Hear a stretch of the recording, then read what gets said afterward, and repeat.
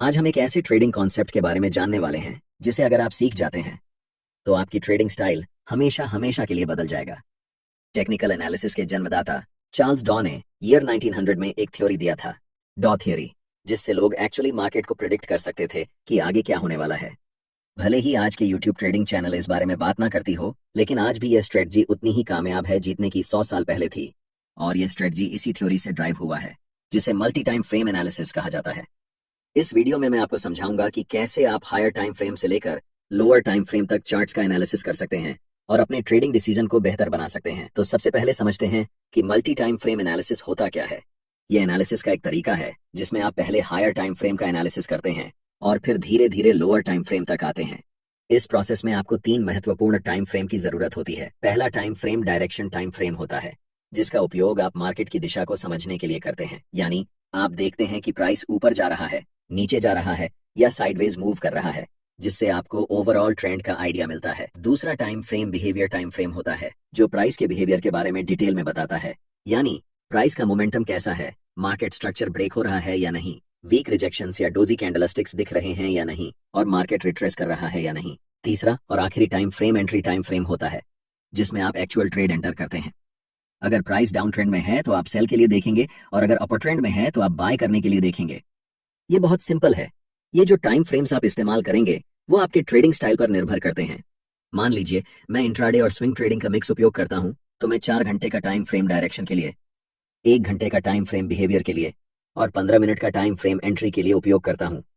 लेकिन अगर आप स्काल्पर हैं तो आपके लिए ये टाइम फ्रेम्स अलग होंगे। आप 1 घंटे को डायरेक्शन के लिए, 15 मिनट को बिहेवियर के लिए और 5 मिनट टाइम फ्रेम को एंट्री के लिए इस्तेमाल करेंगे। इसलिए टाइम फ्रेम पूरी तरह से आपके ट्रेडिंग स्टाइल पर निर्भर करता है, लेकिन मैंने एग्जाम्पल देकर समझा दिया है, जिससे आप अपने ट्रेडिंग स्टाइल के हिसाब से सही टाइम फ्रेम चुन सकते हैं। मल्टी टाइम फ्रेम एनालिसिस को शुरू करते हैं, जिसमें हम सबसे पहले 4 घंटे के टाइम फ्रेम को चुनेंगे, ताकि हमें पता चल सके कि मार्केट इस समय किस दिशा में है। 4 घंटे का टाइम फ्रेम चुनने का सबसे बड़ा कारण यह है कि यह हमें मार्केट का पूरा स्ट्रक्चर बता देता है कि अभी मार्केट किस दिशा में है। अगर हम 15 मिनट का चार्ट इस्तेमाल करते तो हमें स्पष्ट दिशा का पता नहीं चलता, क्योंकि प्राइस ऊपर नीचे कर रही होती है। इसलिए दिशा को समझने के लिए हमेशा बड़े टाइम फ्रेम पर जाना बेहतर रहता है। आप में से ज्यादातर लोग इस चार्ट को देखकर कंफ्यूज हो सकते हैं कि यहाँ प्राइस क्या कर रही है और हमें कैसे ट्रेड लेना चाहिए, बाय करना है या सेल करना है, या फिर अभी ट्रेड नहीं करना है। लेकिन यह गलत तरीका है चार्ट्स को देखने का, क्योंकि हम एक इंट्राडे या स्विंग ट्रेडर हैं। हमें बहुत पुराने चार्ट्स को नहीं देखना चाहिए। हमें यह ऑब्जर्व करना है कि हाल के समय में मार्केट की प्राइस कैसे बिहेव कर रही है। अगर हम ऐसा करने लगें तो हमारे चार्ट्स पर बहुत सारे सपोर्ट और रेजिस्टेंस लाइंस बन जाएंगी, जिससे आपका चार्ट बहुत जटिल हो जाएगा और आप ट्रेडिंग डिसीजन नहीं ले पाएंगे। सोचिए, अगर आपके चार्ट्स पर इतनी सारी लाइंस हों तो आप कैसे समझेंगे कि इस समय प्राइस क्या कर रही है। 4 घंटे के टाइम फ्रेम में हमारा चार्ट बिल्कुल स्ट्रॉन्ग अपर ट्रेंड में दिखाई दे रहा है और इस समय प्राइस कंसोलिडेशन कर रही है। इस कंसोलिडेशन जोन का सबसे पहले हम हाई मार्क करेंगे और फिर कंसोलिडेशन जोन का लो मार्क करेंगे। चार्ट्स पर इन दोनों लाइंस को बनाकर हम वेट करेंगे। सबसे पहले हम मार्केट को डिसाइड करने देंगे कि उसे किस दिशा में जाना है। इस समय मार्केट दोनों तरफ जा सकती है, या तो अपना ट्रेंड कंटिन्यू कर सकती है या फिर यहाँ से रिवर्स डाउन कर सकती है। अगर मैं इस समय लाइव ट्रेड में होता तो मैं पहले 4 घंटे के टाइम फ्रेम में कैंडलस्टिक को इन दोनों लाइंस के बाहर क्लोज होने का इंतजार करता। तभी हम डिसाइड करते कि हमें बाय करना है या सेल। अगले कुछ कैंडल्स में प्राइस लोअर लो के नीचे कैंडल क्लोज करती है। ऐसे समय में ज्यादातर नए ट्रेडर्स सेल पोजीशन में एंटर करते हैं। मैं चाहता हूं कि आप ध्यान से देखें कि इसके बाद प्राइस क्या करती है। अगले ही कैंडल में एक बड़ी ग्रीन बुलिश कैंडल बनती है। अब जो मैं आपको बताने वाला हूं उसे ध्यान से सुने, क्योंकि ये चीज आपकी ट्रेडिंग स्टाइल को हमेशा के लिए बदल सकती है। मैं आपको एक सीक्रेट टिप दे रहा हूं, बिल्कुल फ्री में। अभी चार्ट्स 4 घंटे के टाइम फ्रेम में हैं और हम देख सकते हैं कि ये एक स्ट्रॉन्ग अप ट्रेंड है। लेकिन जैसे ही हम चार्ट्स को 1 घंटे के टाइम फ्रेम में बदलते हैं तो हमें दिखता है कि प्राइस धीरे धीरे नीचे की तरफ जा रही है। और जब हम 1 घंटे के टाइम फ्रेम को 15 मिनट के टाइम फ्रेम में बदलते हैं तब हमें चार्ट्स पर एक स्ट्रॉन्ग डाउन ट्रेंड दिखता है। ये बात आपको कंफ्यूज कर सकती है कि 4 घंटे के टाइम फ्रेम पर प्राइस अप ट्रेंड दिखा रही है, लेकिन 1 घंटे और 15 मिनट के टाइम फ्रेम में प्राइस डाउन ट्रेंड शो कर रही है। ऐसा क्यों हो रहा है, इसे समझिए। जब प्राइस 4 घंटे के टाइम फ्रेम में थी तो लास्ट कुछ कैंडल्स में प्राइस रिट्रेसमेंट या पुलबैक ले रही थी। इसी पुलबैक को छोटे टाइम फ्रेम में देखने पर यह हमें डाउन ट्रेंड जैसा दिखाई देता है। एक बात हमेशा याद रखें, हायर टाइम फ्रेम हमेशा छोटे टाइम फ्रेम के ट्रेंड से ज्यादा मजबूत होता है। इस सिचुएशन में 4 घंटे का टाइम फ्रेम 1 घंटे के टाइम फ्रेम से और 15 मिनट के टाइम फ्रेम से भी ज्यादा स्ट्रांग होगा, और 1 घंटे का टाइम फ्रेम 15 मिनट के टाइम फ्रेम से स्ट्रॉन्गर होगा। इसीलिए हम ट्रेड भी उसी डायरेक्शन में लेंगे जिसमें बड़े टाइम फ्रेम का ट्रेंड चल रहा हो। चूंकि 4 घंटे के टाइम फ्रेम का ट्रेंड अप ट्रेंड है, इसलिए हम बाय पोजीशन बनाने वाले हैं। अभी चार्ट्स 15 मिनट के टाइम फ्रेम में हैं और इस चार्ट्स में हमें तुरंत बाय ट्रेड में एंट्री नहीं करनी है, क्योंकि प्राइस का मोमेंटम अभी भी डाउन साइड की तरफ ही है। पहले हम वेट करेंगे कि प्राइस 15 मिनट के टाइम फ्रेम में बियरिश से बुलिश ट्रेंड में शिफ्ट हो जाए, तभी हम बाय पोजीशन में एंट्री करेंगे। अभी तक प्राइस हमें कोई सिग्नल नहीं दे रही है कि वह बुलिश होने वाली है, इसलिए हम अभी भी इंतजार करेंगे। प्राइस इस लेवल को रीटेस्ट करने आती है, लेकिन पूरी तरह से ब्रेक नहीं कर पाती और फिर से नीचे चली जाती है। ऐसा दोबारा होता है, जिससे हमें पता चलता है कि अभी प्राइस साइडवेज हो चुकी है। इस समय बाय पोजीशन में एंट्री करने के लिए यह जरूरी है कि प्राइस इस लेवल के ऊपर क्लोज होकर अप ट्रेंड का स्ट्रक्चर बनाए। अगर हम प्राइस को 1 घंटे के टाइम फ्रेम में बदलते हैं, तो हम देख सकते हैं कि अभी तक हमें कोई भी बुलिश सिग्नल चार्ट्स पर नहीं मिल रहा है जिससे हम बाय डिसीजन बना सकें। अगले कुछ कैंडल्स में प्राइस लास्ट स्विंग लो तक आती है और उस पर्टिकुलर लेवल से एक स्ट्रॉन्ग रिजेक्शन लेकर ऊपर की तरफ बढ़ जाती है, जिससे एक बिग ग्रीन बुलिश कैंडल बनती है। प्राइस ने ट्रेंड लाइन को ब्रेक कर दिया है, लेकिन हमें 1 घंटे के टाइम फ्रेम पर ट्रेड एंट्री नहीं करनी है, इसलिए हम अपने चार्ट्स को 15 मिनट के टाइम फ्रेम में बदल रहे हैं। अब हम कह सकते हैं कि मोमेंटम डाउन ट्रेंड से अप ट्रेंड में शिफ्ट हो चुका है और इस समय 15 मिनट के टाइम फ्रेम में मोमेंटम अप है, 1 घंटे के टाइम फ्रेम में मोमेंटम अप है और आखिरकार 4 घंटे के टाइम फ्रेम में भी मोमेंटम अप है। जब इन तीनों टाइम फ्रेम में मोमेंटम एक ही दिशा में होता है, तब समझो कि आपका सेटअप बनकर तैयार हो चुका है और यह किसी जादू से कम नहीं है। हमेशा याद रखें, कभी भी जल्दबाजी में ट्रेड नहीं करना चाहिए।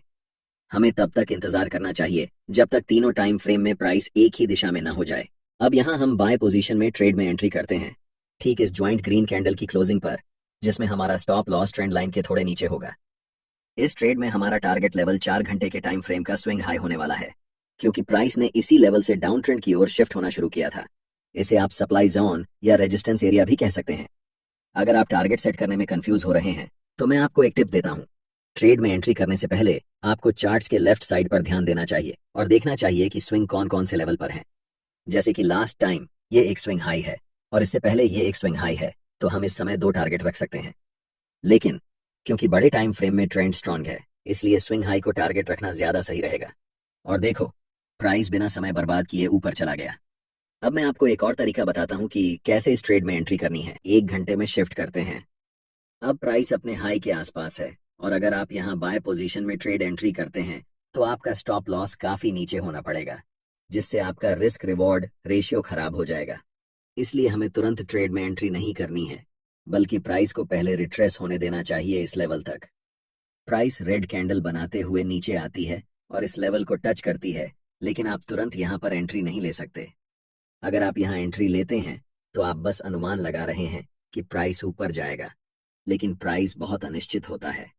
चाहे कितना भी महत्वपूर्ण लेवल क्यों ना हो, वह कभी भी ब्रेक हो सकता है या फिर उस लेवल को रिस्पेक्ट नहीं कर सकता है। इसलिए हम इंतजार करते हैं कि मार्केट पहले कंफर्म हो जाए कि वह किस दिशा में जाने वाली है, उसके बाद ही हम ट्रेड में एंट्री करेंगे। आप अगर अपनी इच्छा के अनुसार ट्रेड करेंगे, तो यह एक खतरनाक तरीका हो सकता है। कभी भी मार्केट में सरवाइव नहीं कर सकते हैं, चाहे आपके पास कितना भी कैपिटल क्यों ना हो। अधिकतम 1 सप्ताह लगेगा और आपका कैपिटल डूब जाएगा। इसलिए हमेशा कंफर्मेशन का वेट करना चाहिए। अब प्राइस को 15 मिनट के टाइम फ्रेम पर शिफ्ट करते हैं। अगर आप देख रहे हैं कि प्राइस अभी भी डाउन ट्रेंड में है, तो हमें कुछ नहीं करना चाहिए। जब तक हमें इस लेवल के ऊपर एक स्ट्रॉन्ग ग्रीन कैंडल के साथ प्राइस क्लोज नहीं कर जाती, तब तक इंतजार करना जरूरी है। एक बार फिर प्राइस प्रीवियस स्विंग लो को ब्रेक करती है और अगले कुछ कैंडल में एक स्ट्रॉन्ग ग्रीन कैंडल बनाते हुए ऊपर की तरफ जाती है और इस लेवल के ऊपर स्ट्रांगली क्लोज हो जाती है। यहाँ पर एक कारण है कि प्राइस इसी पार्टिकुलर लेवल से रिवर्स क्यों हुआ। जैसे ही हम चार्ट्स को बड़े टाइम फ्रेम पर शिफ्ट करते हैं, तो चार्ट्स के लेफ्ट साइड में एक डिमांड जोन नजर आता है। हम यहाँ सप्लाई और डिमांड जोन कैसे ड्रॉ करते हैं, इस पर चर्चा नहीं करेंगे, क्योंकि मैंने इस टॉपिक पर पहले ही एक डिटेल वीडियो बना दिया है। आप चैनल पर जाकर वह वीडियो देख सकते हैं। मैं चाहता हूं कि आप इस स्थिति को ध्यान से देखें और इसे उस वीडियो से लिंक कर पाएं जो मैंने पहले बनाया है। अब हमारे पास 3 कंफर्मेशन हैं। फर्स्ट, 15 मिनट के टाइम फ्रेम में ट्रेंड अप है। सेकंड, 1 घंटे के टाइम फ्रेम में ट्रेंड अप है। और थर्ड, 4 घंटे के टाइम फ्रेम में भी प्राइस अप है। हम जानते हैं कि यह सेटअप हमारे लिए एक जादू की तरह काम करता है। इस कैंडल की क्लोजिंग पर हम बाय ट्रेड में एंट्री करेंगे, जिसमें हमारा स्टॉप लॉस कैंडल के लो के पास होगा और take profit next swing high पर होगा। अगर हम बड़े टाइम फ्रेम पर देखें तो ये हमारा एक के लेवल है जहां तक प्राइस जा सकती है। आप देख सकते हैं कि प्राइस वैसा ही करता है, धीरे धीरे मार्केट स्ट्रक्चर बनाते हुए ऊपर की तरफ उस लेवल को टच करती है, जिससे हमारा टारगेट हिट हो जाता है और हम प्रॉफिट बुक कर लेते हैं। यह ट्रेडिंग स्ट्रेटेजी मेरे लिए सबसे अच्छा काम करती है, क्योंकि मैं एक इंट्राडे के साथ साथ स्विंग ट्रेडर भी हूं। लेकिन जब आप इस स्ट्रेटेजी को उपयोग में लाएंगे तो अपने ट्रेडिंग स्टाइल के अनुसार टाइम फ्रेम को चेंज कर सकते हैं। तो वीडियो को लाइक कर दें और फ्री में प्राइस एक्शन ट्रेडिंग सीखने के लिए चैनल को सब्सक्राइब करें। आप सभी का बहुत बहुत धन्यवाद।